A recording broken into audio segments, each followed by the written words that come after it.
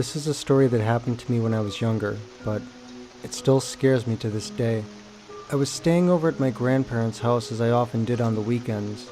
It was a Friday night, and since I had always been my grandmother's favorite, she had given me my own room in the 3-bedroom rancher. It was small, only enough room for a single twin bed and an old television set, but it was cozy. On this particular night, I was laying in bed with the television on and the lights turned off. It was about 11:30 p.m. and there was a thunderstorm brewing about 20 miles off. I could hear the distant rumbles of thunder and see the flashes of lightning behind the closed shade. I've never been scared of thunderstorms though, and I was so comfortable in my bed just laying there getting ready for sleep. As the storm got closer, I noticed a distinct change in the room. Despite the television being on, the room seemed to get quieter and much darker. I could feel a change in the atmosphere as if the air had become thicker. I pulled the blankets up to my chin and focused on the TV, trying to ignore the sinking feeling in the pit of my stomach.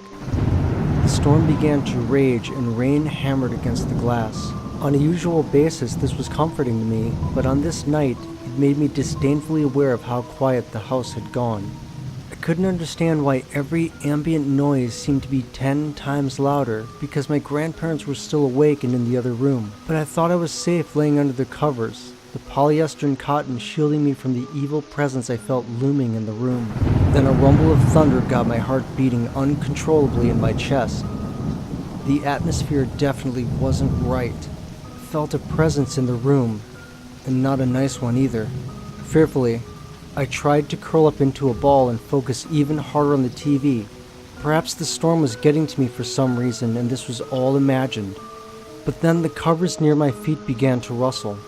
I shivered uncontrollably as another rumble of thunder shook the room. I felt the bed near my feet depress as something slid closer to me. Terrified, I laid still, praying that this was all output from an active imagination. Then I felt it, an icy cold touch to the bottom of my foot. I let out a strangled yell and sat bolt upright, fear like no other coursing through my veins. The fear was palpable.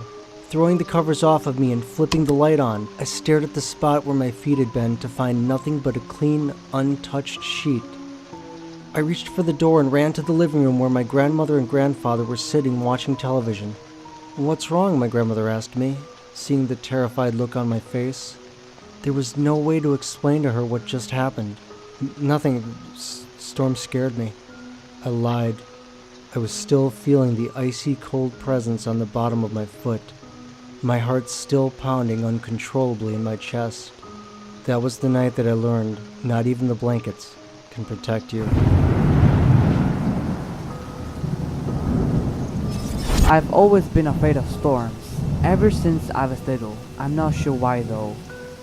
I spent a lot of time at my grandparents when I was little. The village where they live is set on a river bank on a large plain, and here the wind can be very powerful. When I was little, the storms during summer would often cause a lot of damage to houses. I have witnessed barns set on fire by lightning, the trees would bend and stay bent for days. Sometimes the thunder would be so loud it would crack windows. There was something about the quiet before the storm that made me feel uneasy. Hearing strange noises in my grandparents' house was not new.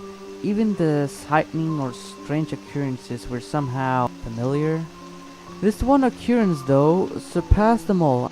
I think that what I saw is the source of my phobia.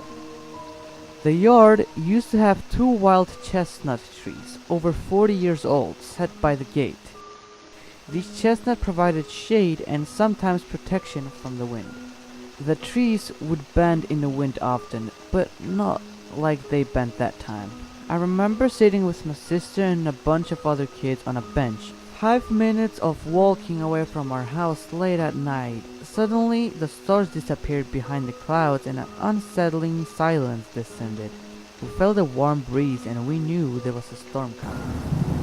The electricity in the village was cut, probably by lightning. It was pitch black. We rushed home as lightning strikes began to light up. I held on to my sister's hand and would close my eyes whenever the lightning would occur in fear that the light might reveal something scary. We got home and rushed into the house where my grandparents were waiting for us. My grandmother quickly locked the door and started to pray as we got into the bed next to her. The wind started to howl and shriek as the thunder got louder. The house has 3 windows.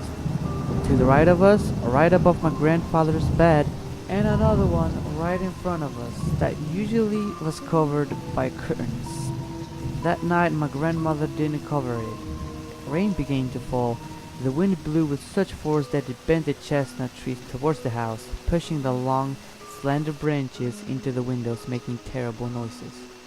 After the storm, the trees took days to straighten up again. As the wind got stronger and stronger, the noise from the branches hitting on the window louder and louder, I heard something else among these noises. Unrest, something in the attic. I heard faint footsteps. As I lied in bed, I saw what looked like a leg descending from the attic above the window in front of my bed. I froze. The leg went back up. The lightning lit up the outside every 2 or 3 seconds, and then I saw what looked like hands reaching to grab something. They went back and forth like that thing didn't know what it was gonna do. And then I saw a firm move as it placed its hands on the sides of the window, and then it slowly descended. I saw a bald head, large black eyes, like gaping holes, and an open black mouth. I saw the spine on its back, but pointing to the window. This thing was sitting there, suspended on the wall of the house, backwards, twisted with its head turned to the back. As its arms and legs with the stomach up, I saw it breathing. It was a fate of the storm. After a loud thunder, it opened its mouth even wider in fear, and it shrieked. It started to move left and right, quickly moving its head up, down, left, right, as it was looking for an escape. Boom! Thunder again. It shrieked and turned like a bug on the wall. 180 degrees is another thunder. It turned again and shrieked 2 more times, and it jumped off the window. I wanted to scream, but I couldn't move a muscle. I saw it get up, but I only saw its head turning frantically from left to right, and then it disappeared. After a while the storm was over. My sister was under the covers with her fingers in her ears to block out the thunder and wind. She was asleep. My grandmother was already asleep too. The next morning we went out to look for the damage from the wind. The chestnut protected us. People living across of us weren't so lucky. Their roofs were partly destroyed. I immediately went to the window outside to look for confirmation that I was not hallucinating, and soon I found it. Dirty hand marks on the wall on the sides of the window. My grandfather went into the attic to check for loose roof tiles. When he came back, he told my grandmother, "And we need to do something about that attic. Someone has been sleeping there again."